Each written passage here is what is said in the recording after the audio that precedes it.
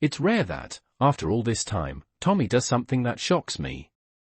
And to be fair, the shock in Power Book for 4 Season 3 Episode 7 was more about the timing of what happened than what actually happened, but a shock is still a shock. Tommy Egan got a gasp out of me, and set the stage for an epic conclusion to this series. Power Book for 4 Season 3 Episode 6 was my favorite of the season because it really propelled the season forward and started putting all the pieces in place for the finale. But this week's hour was even better. All season, especially in those earlier hours, you could tell that things were building and building, but it was slow-moving at times. We're used to power shows moving at such a clip pace, and this season hasn't felt like that. Tommy and Diamond haven't been on the same page for a moment, but they've kept the peace, and they've kept the main thing, making money. However, a divide has been slowly growing, with Jenard increasingly in Diamond's ear and Tommy not really grasping that the brothers have been getting closer, a development that has been slowly pushing him out. But it's interesting that even with Diamond back on the pro-Jenard train, he was still siding with Tommy over Jenard at times. And I loved that little exchange between Tommy and Jenard when Tommy asked him to threaten Vic because it felt like the first time Tommy opened his eyes beyond just seeing Jenard as a nuisance.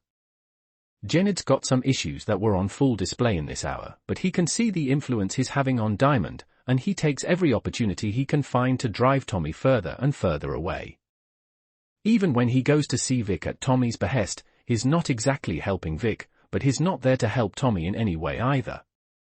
The more enemies Tommy has, or at the very least, the more people pissed off at Tommy in general, the better for him. Tommy has sights on owning the Chicago drug business, and Jenard may have those lofty goals, too, but in the interim, he just needs Tommy out of the damn way.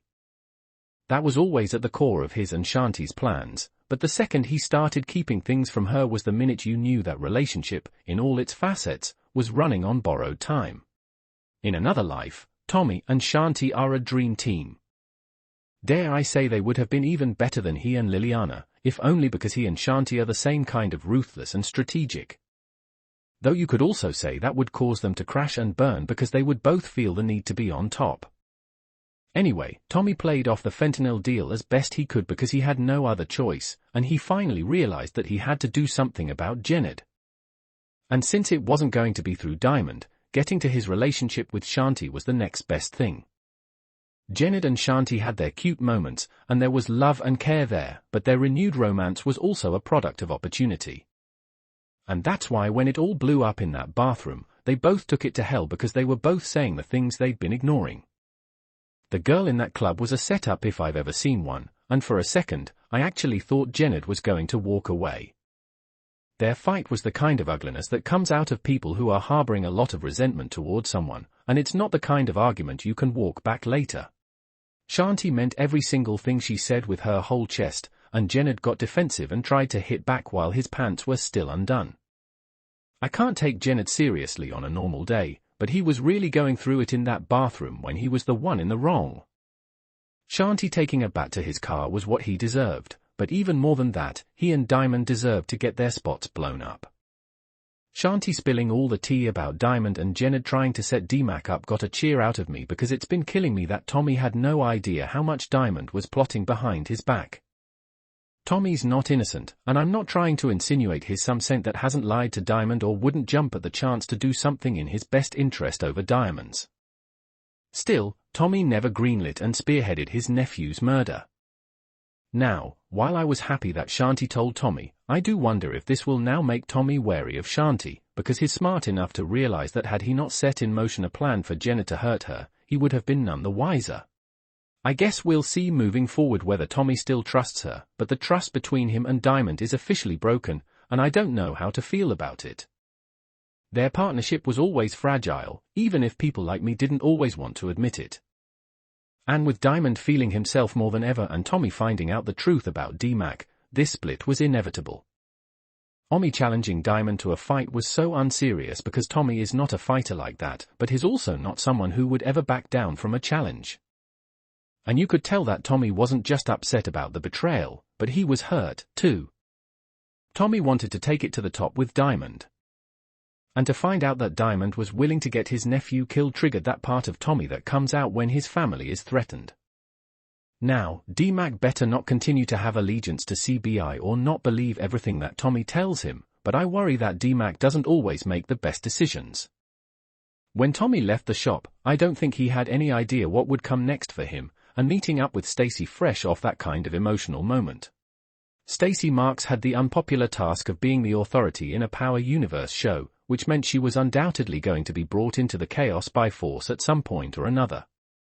When it happened to her, she was powerless to stop it in many ways. Becoming the mayor of Chicago isn't a small thing, and she never wanted to be in Tommy's pocket, but she also found herself with her back against the wall and no right option that wouldn't tank everything she'd worked for. One thing I always liked about Stacy was that she didn't seem easily swayed, and sure, Tommy did get to her. But it also didn't take her long to recognize that she could never live with herself if she became a corrupt, soulless political figure who prioritized the needs of criminals over the people of Chicago. I feel like we only ever got a taste of Stacy and Bobby, which was a shame, because there was a lot they could have peeled back on their marriage and their overall dynamic if they had the time. Our book for Season 3, Episode 4 has other plot points set up for the middle part of the story. Miguel Garcia's olive branch to his sister is actually just a setup to assassinate Tommy. It feels like a new low for him.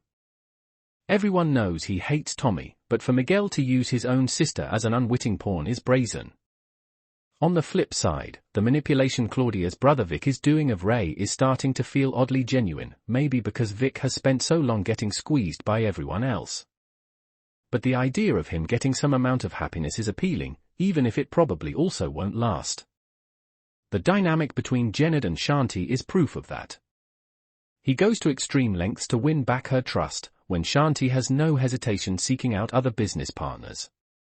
The beginning of Season 3 made them look like a unified front against Diamond and Tommy, but life has become so complicated that he even straps her up for safety.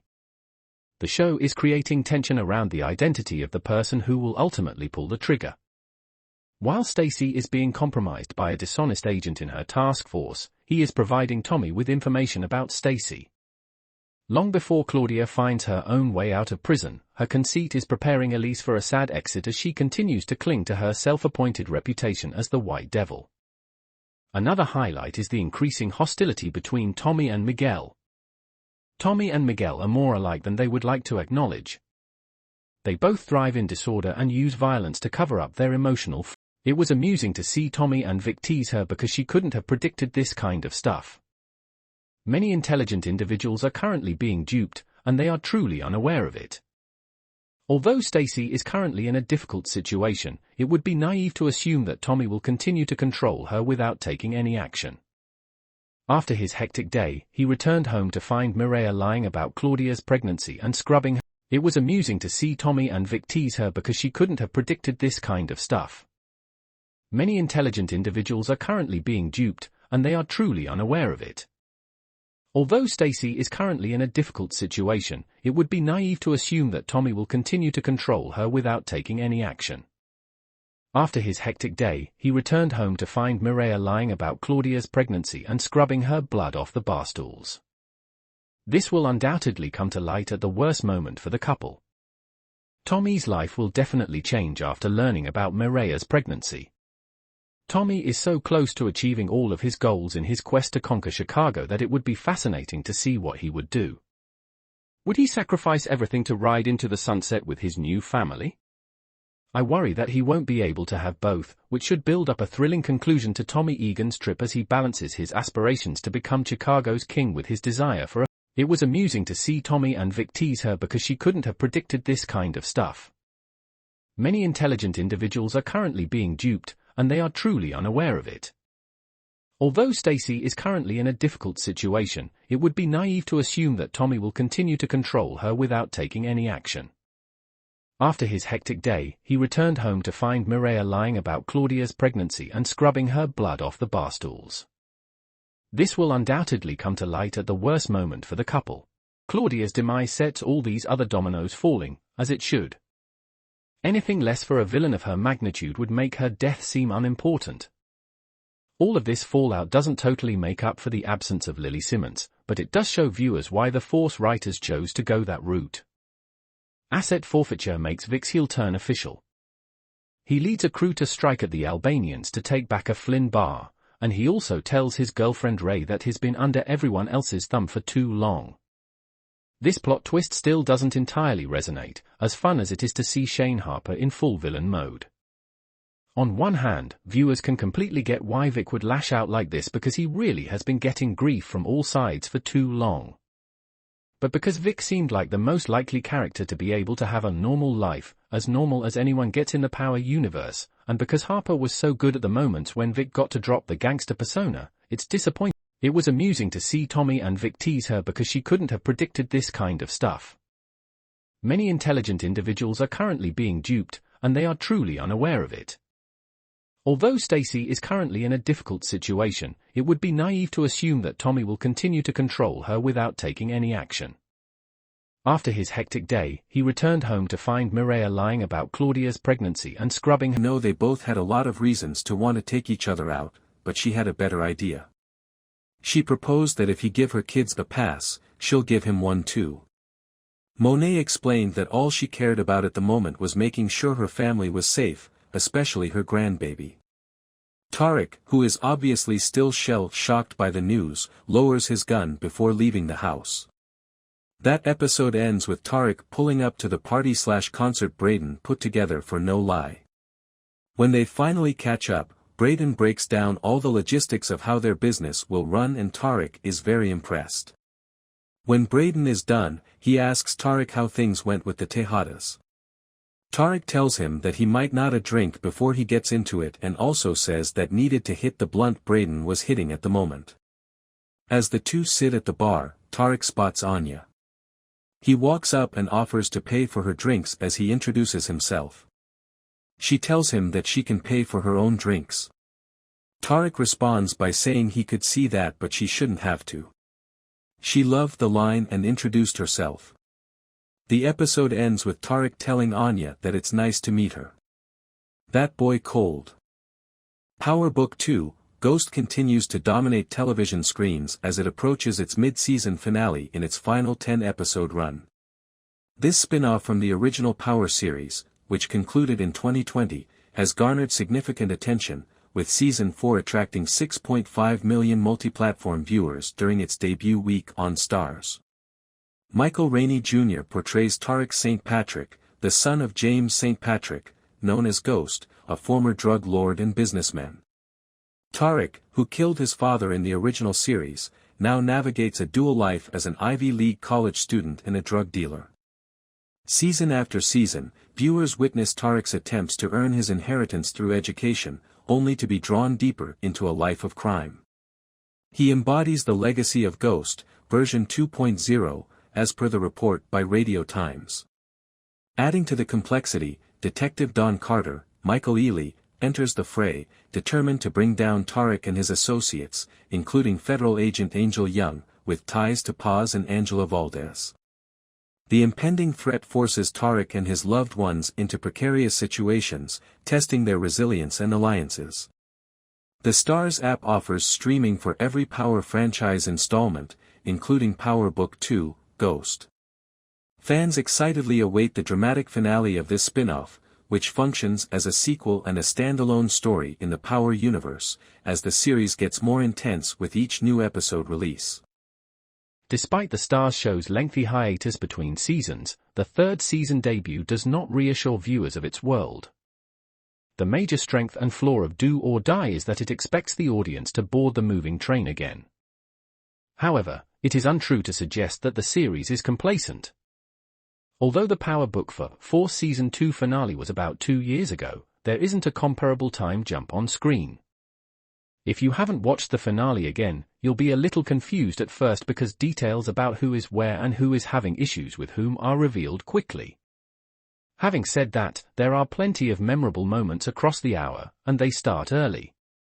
It's not Tommy Egan who gets the first jaw-dropping scene, it's his girlfriend Mireia Garcia, still portrayed with a ton of ferocity, also recognizable from her scene-stealing role as Anna Avalos on Chicago PD.